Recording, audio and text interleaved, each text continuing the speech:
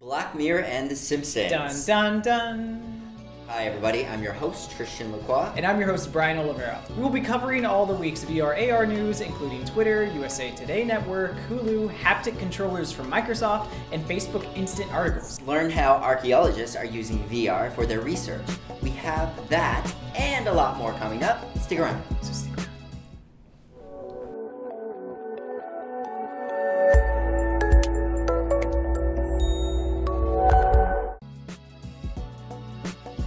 Twitter becomes available in virtual reality. Gregory Gottman, founder of AngelHack, has partnered with Twitter to bring VR into your timeline. Twitter will soon enable 360-degree videos and bring 360 live streaming to its platform. Gottman will be the virtual reality program manager, and Alessandro Sabatelli, a former designer at Apple, was hired to lead the VR AR team at Twitter. The USA Today Network debuted a first-of-its-kind weekly virtual reality news show this week, called Virtually There, and co-produced with YouTube. The show's content features action. In the show's debut, viewers jump into the cockpit of an F-18, for example, and experience the thrills of being Top Gun. Virtually There will be available on USA Today's mobile app on iOS and Android, as well as its VR Stories app, also on iOS and Android, and YouTube. Okay, so not to be left in their jet stream, the Huffington Post and VR studio Riot are said to be collaborating for a Hulu VR app. The series, called The Big Picture News in Virtual Reality, is planned for November and can be viewed on the new Google Daydream and Samsung Gear viewers. Experimental controllers from Microsoft's research offer a new way to feel objects in VR. Microsoft's research division might even be more exciting, actually. High-fidelity 3D haptic shape rendering on handheld virtual reality controllers named Normal Touch and Texture Touch are allowing users to feel touch feedback from the controllers, just as they would in real life. They were designed by Hervoche Benku, forgive my pronunciation, Christian Holz, Mike Sinclair, and Eyal Ofek. They also featured position tracking, and force feedback allows users to test the stiffness of surfaces and prevent your hand from passing through an item. Meaning you could force apply and hold to a balloon with less resistance than you would a block of concrete, for example. It can even be used to push objects. Facebook Instant Articles will now support 360-degree photos and videos, meaning publishers can include 360 content in-line, which users can then navigate by turning on their mobile device or tapping and dragging. 360 videos were launched last year on Facebook's newsfeed, and 360 photos arrived this June. Both technologies offer a different way of exploring a scene in an immersive way, on mobile and web. The Help Wanted sign might as well be in front of Google HQ because the tech leader is hiring for VR roles. Google announced the Daydream initiative earlier this year at their annual I/O conference, and since then have quickly ramped up onboarding talent specifically for VR. With the goal to bring hundreds of millions of Android Pixel phones to market in the next few years, Google is investing millions of dollars into VR talent to align with the Daydream expectations. Robinson: The Journey from Crytek will be out November 8th, and with it, a conversation around gaming pricing. The new game is set to include dinosaurs and loads of action, but what has people talking is the price point.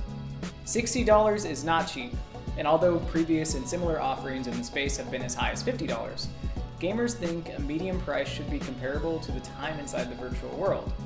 Which, for me, I guess that makes sense. Most games actually cost around $60, but you'll get anywhere between 30 to, in some cases, like maybe 100 hours worth of gameplay time.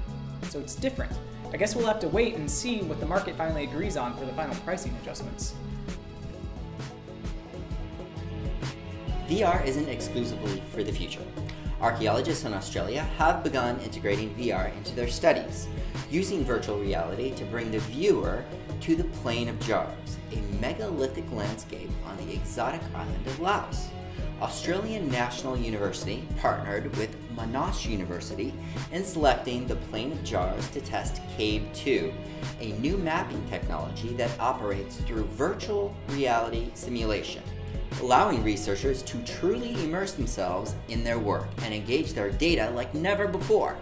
With the use of drones, Cave 2 developers were able to construct site models with precision, capturing perspectives beyond human reach, and with features like scalable resolution display walls, Cave 2 technology allows users to inhabit and see the virtual world almost seamlessly. Cave 2 foretells of a future where VR development moves beyond just gaming and traditional entertainment and into the realm of education. It won't be long until students will be able to traverse and explore the most interesting sites in the world without even having to step outside their classroom. London startup MEL Science has raised $2.5 million to integrate VR and AR content into chemistry sets. The experience takes kids through a virtual tour inside a chemical reaction, only moments after physically conducting the actual experiment. As a learning supplement, MEL Science chemistry kits bring kids face-to-face with the microscopic world using 3D graphics, microphotos, and videos of molecules up close. The kits are actually sold directly to users, so you and your kids can learn together right at home. Subscribers in the UK, US, and Russia get 2 new chemistry sets each month for $49 each. The Netflix sci-fi series Black Mirror featured VR and AR over this past weekend. The idea of having AR contact lenses, or eye technology, always on, continually rating people based on real-world interactions with them is delightfully disturbing. I can only imagine losing my shit when crap happens on a day I didn't sleep well, like today, or hadn't had my morning coffee, also like today. I do like how the creators used AR as a technology fully adapted into the user's normal daily life, much like our phones of today. The AR provided information and enabled actions to actually do the rating without taking away from the real-world modality. Scary, but realistic? In commemoration of 28 seasons and 600 episodes, the team behind The Simpsons turned their infamous couch gag into a virtual reality experience. Viewers can use their smartphones and Google Cardboard to watch it right now. The clip was originally aired on Sunday, October 16th for their Treehouse of Horror special. As a special gift, they have released the VR content for free though. Anyway, we don't want to spoil too much, but if you're a fan of the sci-fi film Planet of the Apes, you will definitely enjoy this treat brought to you by Matt Groening and company, who have really shown a lack of fear in reimagining themselves and engaging a more modern audience that is evolving alongside technology. Thank you so much for coming here. We need your help. So we have all these ideas for titles. You'll see them inside of our Twitter, Facebook polls, and maybe our YouTube poll.